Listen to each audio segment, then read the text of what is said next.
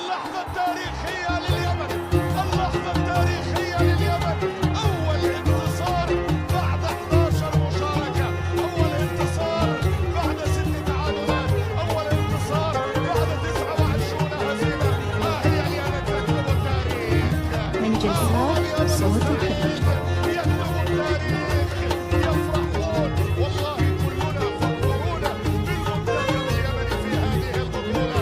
اليمن من حقها أن تفرح، اليمن من حقها أن تصدح. كلنا اليوم سنغني مع اليمن. عشقت شالت ونسمة نفت وتلالت ومن ذاق الهوى